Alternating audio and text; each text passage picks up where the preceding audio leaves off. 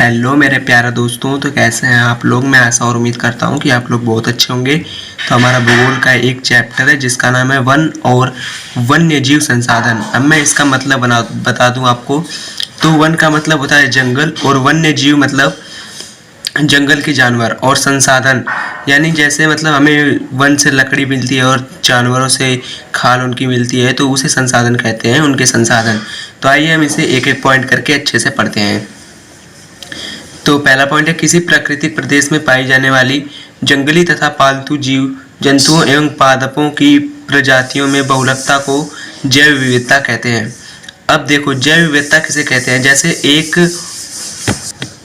जैसे जंतु है, जंगली जानवर है, तो जैसे बाघ की कई सारी प्रजातियां हैं, और पालतू जानवर है तो कुत्ते की कई सारी प्रजातियां हैं, और ये पौधे हैं तो इनकी भी कई सारी प्रजातियां हैं। तो इन्हें जैव विविधता कहते हैं। विविधता का मतलब अलग अलग प्रजातियां।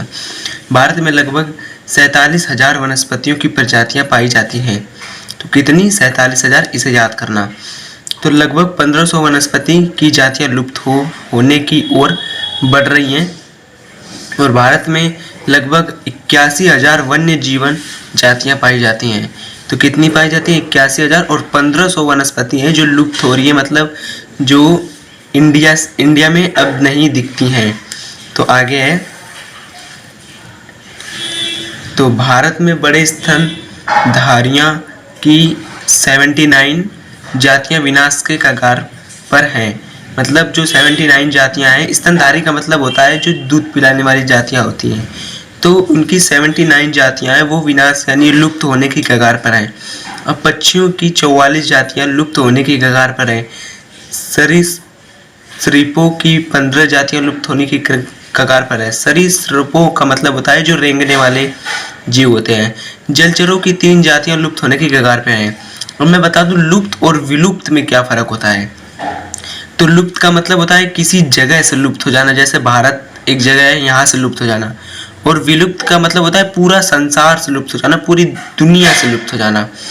तो विलुप्त का एक अच्छा सा उदाहरण है डायनासोर, जो आज के टाइम में कहीं नहीं पाए जाते, किसी भी जगह नहीं पाए जाते। तो मैं आशा करता हूँ कि आपको लुप्त और विलुप्त अच्छे से समझ में आया होगा। तो इनको बचाने के लिए एक संस्था बनाई थी जिसे IUNC की full form international union for the conservation of nature, यह एक संस्था बनाई गई थी। इस संस्था ने जातियों को अनेक प्रकार से विभाजित किया है। तो इसमें इन्होंने कितने प्रकार से विभाजित किया है, आइए हम पढ़ते हैं। तो इसमें इन्होंने 6 प्रकार से विभाजित किया है। पहला सामान्य जातियाँ, दूसरा संकटग्रस्त जातियाँ, तीसरा सुभेद्य जातियाँ, चौथा दुर्लभ जातियाँ, पांचवा स्थानीय जातियाँ, छठा लुप्त जातियाँ। तो सामान्य जातियाँ ऐसी जातियाँ जिन पर कोई संकट नहीं हो, उनकी संख्या समान होती है, उन्हें सामान्य जातियों वाले जीव कहते हैं। जैसे पालतू जानवर, जैसे हमारा कुत्ता हो गया, बिल्ली हो गई, तो इन पे कोई संकट नहीं है, इन्हें कोई शिकार नहीं करता, तो ये हमारे सामान्य जाति में आ गए, और ये इन पे कोई संकट वंकट नहीं है। तो संकटग्रस्त जातियाँ, इन पे संकट है। तो ऐसी प्रजातियाँ जो लुप्त होने की कगार पर हैं उसे संकटग्रस्त जाति में रखते हैं। जैसे काला हिरण, वही काला हिरण है जिसे सलमान खान ने गोली मार दी थी, तो सलमान खान को जेल हुई थी। तो पहली बात तो ये कि वो पहले से कम है, और ये लोग उन्हें और मार के कम कर रहे हैं, तो जाहिर सी बात है उन्हें जेल तो होनी चाहिए। तो हमें जैसे काला हिरण है तो ये बहुत कम है, ये इंडिया से लुप्त होने के कगार पर आ गया है। तो ये हो गया। फिर हमारा एक चीता हो गया, जो भी वो भी लुप्त होने के कगार पर ही है। तो जो संकटग्रस्त जातियों में पाए जाते हैं जानवर, जैसे काला हिरण, अगर इसे कोई मारता है और इसका कोई शिकार करता है तो उसे बहुत मतलब फाइन देना पड़ता है, और उसको 2 साल के लिए जेल की सज़ा होती है। तो उसे मैं फाइन बता दूं कितना देना होता है। तो 20,000 से लेकर आपको 25 लाख रुपए तक फाइन देना पड़ता है। जितने ने सरकार ने फाइन मार दिया तो वो आपको भरना पड़ेगा, और ऊपर से 2 साल की जेल भी होगी।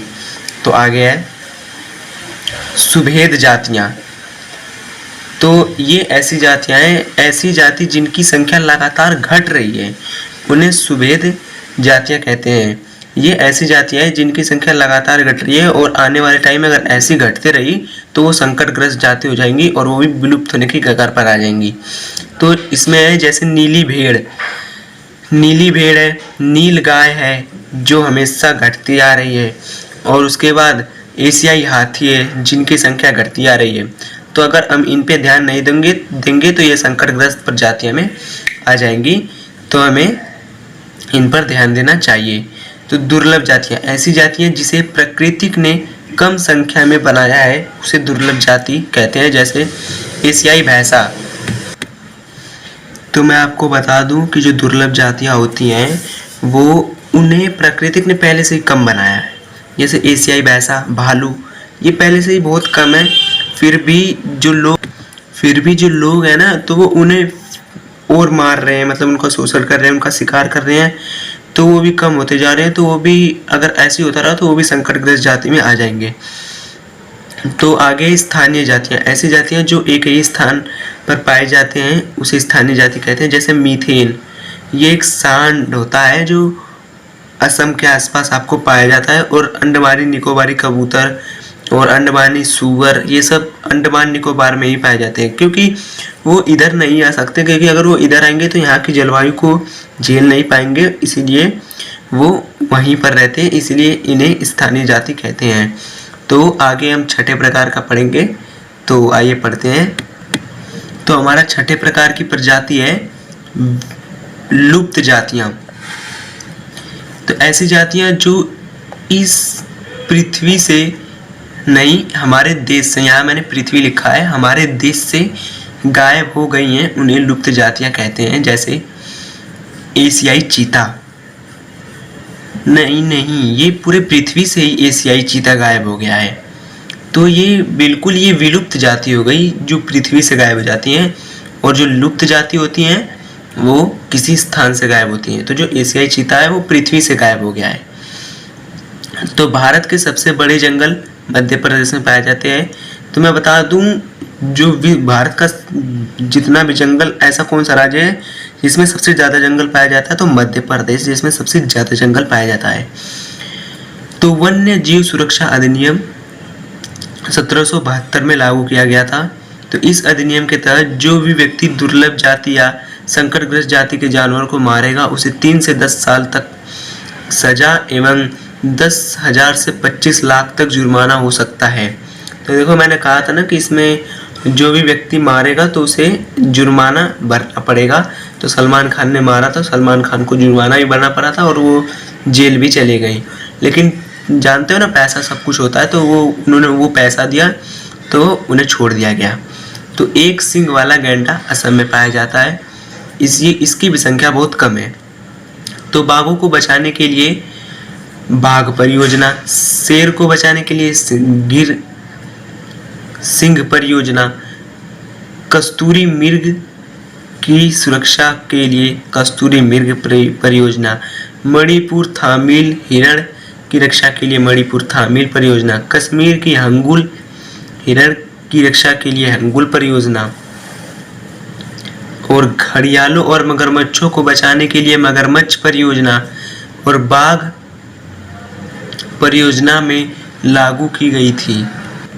तो बाघ परियोजना कब लागू की गई थी? तो बाघ परियोजना 1973 में लागू की गई थी। 1 अप्रैल 1973 में बाघ की संख्या 55,000 से घटकर 1,827 रह गई। बताओ कितना ज़्यादा शिकार हुआ इनका, कहाँ 55,000 और कहाँ 1,000, यानी ज़्यादा मैक्सिमम कहे तो 2,000। तो सोचो इनका कितना ज़्यादा अंग्रेजों ने इनका, मतलब इंसानों ने, अंग्रेजों के क्या, इंसान भी तो कर ही रहते हैं, इंडिया के भी तो कर ही रहते हैं, तो इंसानों ने इनका बहुत ज़्यादा शोषण किया है, इनको मारा है, इनका शिकार किया है।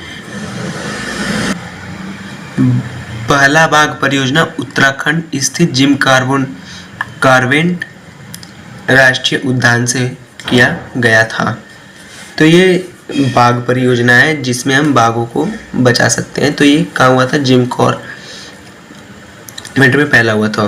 तो 19 जुलाई को अंतर्राष्ट्रीय बाघ दिवस मनाया जाता है, और काजीरंगा राष्ट्रीय उद्यान असम राज्य में स्थित है। तो ये काजीरंगा किसके लिए? तो ये एक सींग वाले गैंडे के लिए, मीथेन के लिए, इन्हें बचाने के लिए है। तो 29 जुलाई को यह याद रखना, ये बाघ दिवस मनाया जाता है, अंतर्राष्ट्रीय बाघ दिवस मनाया जाता है। इस उद्यान को एक सींग वाले गैंडे को बचाने के लिए किया गया था। किसको? काजीरंगा जो नेशनल पार्क था उसमें एक सींग गैंडा को बचाने के लिए और मीथेन को भी बचाने के लिए किया गया था। तो वनों को 3 प्रकार में बांट दिया गया जब हम वनों को लोग काटने लग गए। तो आरक्षित, संरक्षित और अभिकृत। तो वनों को कितने भागों में बांटा गया था? 3 भागों में, आरक्षित, संरक्षित, अवर्गीकृत। तो आरक्षित वन ऐसे वन जिसमें पशुचारण की कोई अनुमति न हो, उसे आरक्षित वन कहते हैं। इसमें किसी को जाने की भी अनुमति नहीं होती है। तो ये भारत में लगभग 53% वन आरक्षित है। इसमें कोई जा भी नहीं सकता और कोई शिकार भी नहीं कर सकता, कोई पशु को भी नहीं चरा सकता और कोई घूमने तक भी नहीं जा सकता, देखने भी नहीं जा सकता। और इसमें जो जानवर होते हैं उन्हें सेफ रखा जाता है। तो आरक्षित वन मध्य प्रदेश, पश्चिम बंगाल, केरल, महाराष्ट्र में पाए जाते हैं। तो संरक्षित वन, इस वन में सरकार की अनुमति से जाया जा सकता है। अगर सरकार अनुमति देगी कि हाँ आप जा सकते हैं तभी जाएंगे, बिना अनुमति के नहीं जा सकते। तो इसमें सिर्फ घूमने जा सकते हैं, इसमें कोई पशुचारण नहीं हो सकता। इसमें आप देखने जा सकते हैं, घूमने जा सकते हैं, लेकिन अगर आपको कुछ हो गया तो इसकी जिम्मेदार सरकार नहीं होगी, इसकी जिम्मेदारी आपको खुद लेनी होगी। तो आइए इसके बारे में और आगे जानते हैं। देश के जंगल का 29% भाग संरक्षित वन है। यह हरियाणा, पंजाब, हिमाचल प्रदेश में पाया जाता है। अवर्गीकृत वन अन्य सभी प्रकार के वन और बंजर भूमि क्षेत्र जो सरकार, व्यक्तियों और समुदायों को अधीन होते हैं उसे अवर्गीकृत वन कहते हैं। इसमें कोई भी जा सकता है, काट सकता है, लकड़ी काट सकता है, अपने पशुचारण कर सकता है, कुछ भी कर सकता है, जो उसका मन करे वो इस वन में कर सकता है। तो लोगों द्वारा राजस्थान में सिरिक्का बाघ अभ्यारण्य खोला गया। ये सरकारी नहीं है, इसे लोगों ने पैसे इकट्ठे करके खोला है, चंदा जुटा के खोला है। तो राजस्थान के अलवर जिले में 5 गांव के लोगों ने 12,000 हेक्टेयर वन भूमि को भैरोदेव डाकव सेंचुरी घोषित कर दी, जिसमें इस अभ्यारण्य को खोला गया था, सिरिक्का बाघ अभ्यारण्य को। तो उत्तराखंड के चमेली जिले में चिपको आंदोलन चलाया गया था। मैंने आपको अब मैं बता दूं आपको कि ये चिपको आंदोलन क्या होता है। तो और मैंने आपको पहले वाली वीडियो में भी चिपको आंदोलन के बारे में बताया था, तो मैं दोबारा से बता देता हूं ताकि आपका रिवीजन हो जाए। तो ये 1966 में चलाया गया था और यह इसलिए चलाया गया था कि लोगों ने पेड़ काटना स्टार्ट कर दिया था। तो उत्तराखंड के लोगों को पेड़ों से बहुत ज़्यादा लगाव था, तो वो पेड़ों पर चिपकने लग गए और कहें कि अगर तुम्हें पेड़ काटना है तो पहले हमें काटो फिर पेड़ काटना। तो यही था हमारा चिपको आंदोलन। तो हम आगे देखते हैं। तो आगे है उत्तराखंड के टिहरी क्षेत्रों में बीज बचाओ का एवं नवदालय आंदोलन चलाए गए थे। तो ये उस टाइम बीजों का बहुत खराब ढंग से प्रयोग हो रहा था, पेड़ों काट रहे थे लोग, तो इसलिए ये उत्तराखंड में ही ये काम हुआ था, टिहरी जिले में हुआ था। राजस्थान के बिश्नोई समुदाय के लोगों द्वारा काले हिरण और नील गाय, चिंकारा, मोर आदि को संरक्षण किया जा रहा है। तो वो लोग निजी खोल रहे हैं, उसमें कोई सरकार का पैसा नहीं लग रहा है, वो लोग अपना खुद खोल रहे हैं उन्हें बचाने के लिए। तो चिपको आंदोलन उत्तराखंड के चमेली जिले में सन 1973 में 26 मार्च के प्रारंभ में हुआ था। तो ये चिपको आंदोलन था, इसकी ये पर्सनल डेट है, इस डेट को अच्छे से हुआ था, इस डेट को इसने आरंभ कर दिया था। तो यहाँ पर ये सफल हो गए थे। सुंदरलाल बहुगुणा ने चिपको आंदोलन को बढ़ाया और भारत में 2001 में 2.7% भौगोलिक क्षेत्र में वन का विस्तार हुआ। तो ये कई अच्छी बात है कि हमारे जो वन है वो बढ़े, और जिस लोगों ने इसे बढ़ाए हैं उनका हम दिल से शुक्रिया करते हैं, और ऐसे बढ़े तो हमारा देश भी आगे बढ़ेगा। तो आगे है, टैक्सोल का उपयोग कैंसर में होता है। तो एक टैक्सोल पौधा है जिसका उपयोग, अगर आपको कैंसर है तो आप उससे का उपयोग कर सकते हैं और आप ठीक हो सकते हैं। तो चिकनी और चमकदार सतह के समान पाइन लड़की से, मैंने लड़की बोल दिया, वहाँ लकड़ी है, आप कुछ और ही समझ लें। तो समान पाइन लकड़ी से बनाते हैं। तो संकटग्रस्त प्रजातियों के अंतर्राष्ट्रीय व्यापार की बैठक टेग नगर में 2007 में आयोजित की गई थी। तो संकटग्रस्त जातियों को बचाया जाए, तो ये कब हुआ था? 2007 में हुआ था। टैनिन मैंग्रोव वन से प्राप्त की जाता है। ये भी एक पौधा है। ये मैंग्रोव वन, जैसे मैंग्रोव वन वो होते हैं जो डेल्टा पे पाए जाते हैं। अब आपको डेल्टा में बता दूं तो डेल्टा वो होते हैं जो नदी जब समुद्र में मिलती है तो उससे पहले कुछ स्थान बनाती है छोटे छोटे, उसे डेल्टा कहते हैं। और डेल्टा पर जो वन उगते हैं उसे मैंग्रोव वन कहते हैं। तो आर्थिक दृष्टि से सर्वाधिक महत्वपूर्ण वन सदाबहार वन है।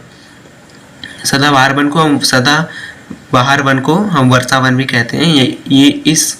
ये जो वन है इसमें वर्षा बहुत ज़्यादा होती है। मैं आपको एक बात बता दूं, जो पौधे होते हैं, जो जंगल होते हैं, वो वर्षा लाते हैं, वो वर्षा लाने का काम करते हैं। तो मैदानी भाग में 33% जंगल की उपस्थिति है। सहतूत और साल पतझड़ की वृक्षों की वनस्पतियां हैं। तो ये पतझड़ की वनस्पतियां कौन कौन सी? सहतूत और साल। तो भारत में कुल 99 राष्ट्रीय उद्यान हैं। तो सागवान पेड़ की लकड़ी बहुत मजबूत होती है। और वलूत पर्वतीय वन की विशेषता है, बांस पतझड़ के वन पाए जाते हैं। तो ये हमारा चैप्टर कंप्लीट हो जाता है, और ये महत्वपूर्ण चैप्टर था जो हमने आज कंप्लीट कर दिया। तो इसमें से आपको यही बीच में से ही क्वेश्चन उठेंगे, जैसे वो क्वेश्चन उठेंगे कि वनों का बचाव कैसे किया जाए, वनों का संरक्षण कैसे किया जाए, वनों को कितने भागों में बांटा गया है उन्हें बताइए, उनके बारे में बताइए। तो ऐसे ऐसे क्वेश्चन उठेंगे, तो इन्हें अच्छे से पढ़ना। अगर ना समझ में आए तो वीडियो को दोबारा देख लेना। अगर आपको वीडियो अच्छी लगी हो, नहीं आपको इस वीडियो से कुछ ज्ञान मिला हो, कुछ सीख मिली हो, तो प्लीज़ वीडियो को लाइक शेयर सब्सक्राइब जरूर कर देना। तो मिलेंगे हम